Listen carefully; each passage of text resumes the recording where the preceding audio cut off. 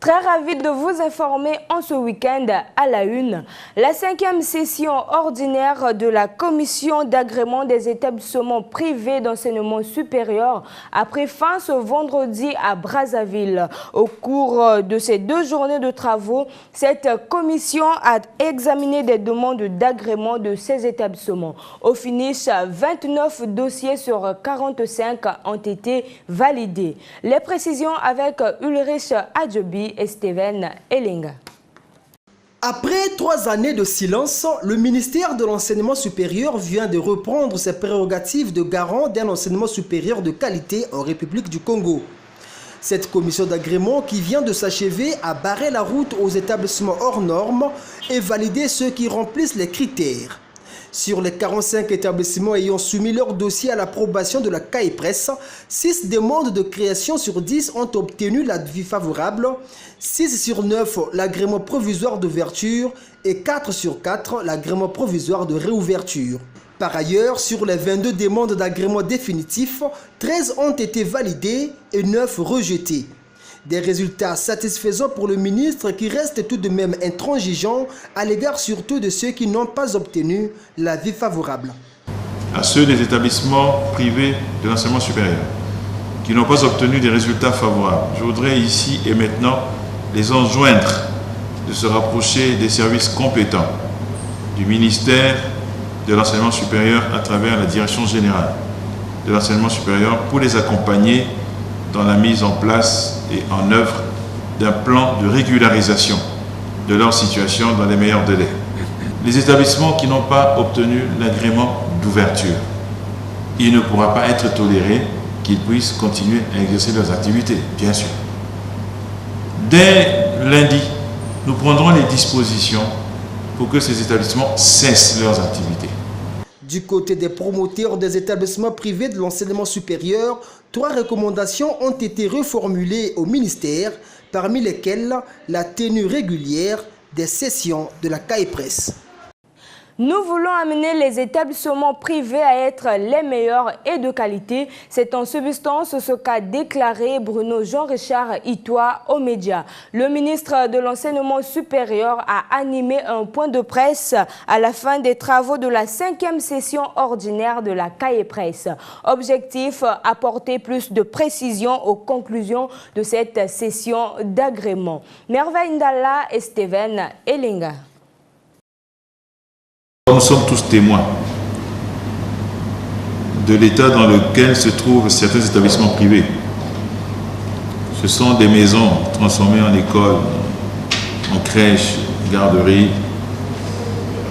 collèges, lycées, en établissements d'enseignement supérieur. Ce sont des bâtiments inappropriés, ce sont visiblement des bâtiments mal équipés.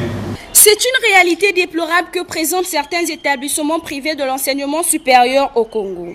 C'est pourquoi le ministère de tutelle veut à tout prix assainir ces établissements en les emmenant à être des centres d'excellence. Il faut que nos services, et principalement la Direction générale de l'enseignement supérieur, puissent créer les conditions d'un enseignement de qualité.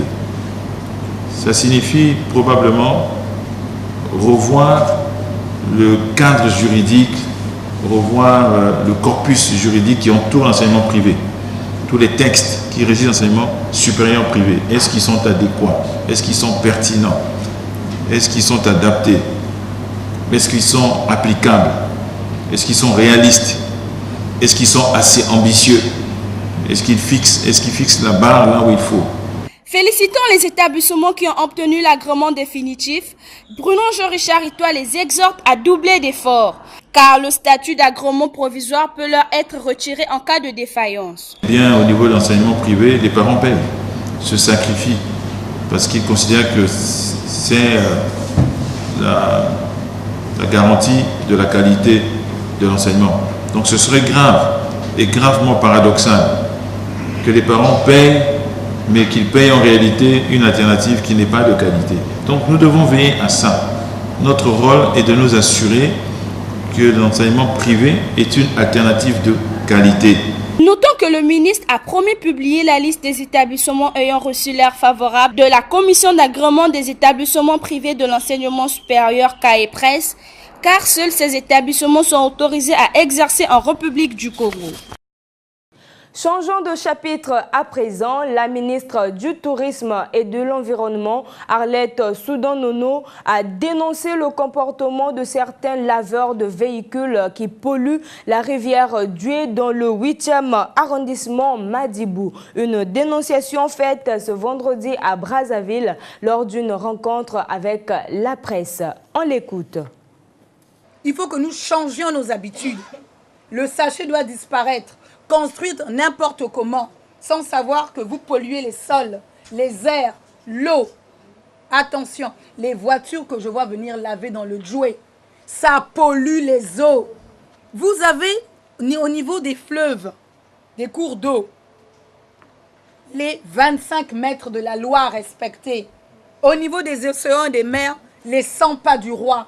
Lorsque des gros camions avec des cargaisons, peu importe, même une petite voiture, vient garer dans l'eau, nettoie. Mais qu'est-ce qu'elle a? Il a comme microbe qu'il envoie, qui pollue l'eau et qui pollue le sol sur lequel nous vivons. L'OMS avec lequel je travaille, parce qu'il n'y a pas de santé réduite sans un environnement sain.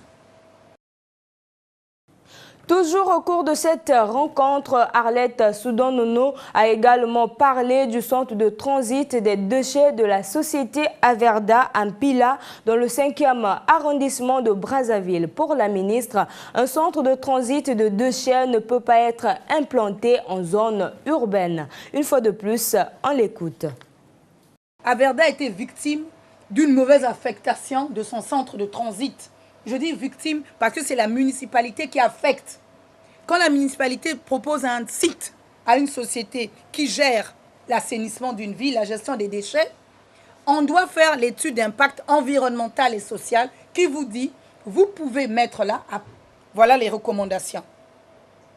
Parce que ça a un impact sur la vie. Et en zone urbaine, on ne peut pas avoir un centre de transit. Vous voyez que ça tousse, il y a des maladies. Et je vous ai parlé de l'OMS, pourquoi ?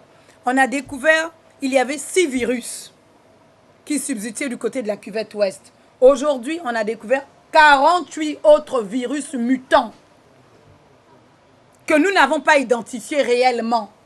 C'est grave.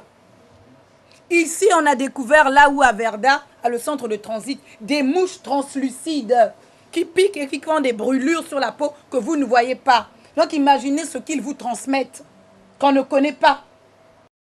Dernier événement de l'actualité, la journée mondiale des enseignants a été célébrée ce 5 octobre au Congo. Elle a été marquée par l'organisation d'un forum pour réfléchir sur la profession de l'enseignant. Une rencontre patronnée par Bruno Jean-Richard Itoa, président de la Commission nationale pour l'UNESCO. Reportage Jude Montali et Anthony Ngonza. Cette journée mondiale des enseignants commémore la signature de la recommandation de l'Organisation internationale du travail, UNESCO, concernant la condition du personnel enseignant de 1966. Relayant le message conjoint UNESCO, OIT, UNICEF, PNUD aux enseignants présents à cette rencontre, le représentant de l'UNESCO au Congo a indiqué que l'éducation transforme la vie et favorise la paix. Le président de la Commission nationale congolaise pour l'UNESCO, Bruno Jean-Richard Itoa, quant à lui a salué le travail des enseignants. Dans les premières heures de la vie de la nation congolaise indépendante, les enseignants formaient très clairement un des socles les plus solides et importants de l'élite intellectuelle du Congo, tant leur solide formation les y prédisposait.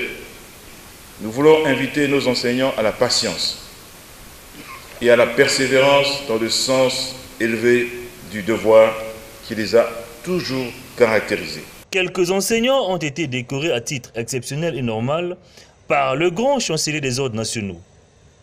C'est sur le thème « Le droit à l'éducation », c'est aussi le droit à un personnel enseignant qualifié que cette journée a été célébrée. Merci d'avoir été des nôtres et très bon week-end chez vous.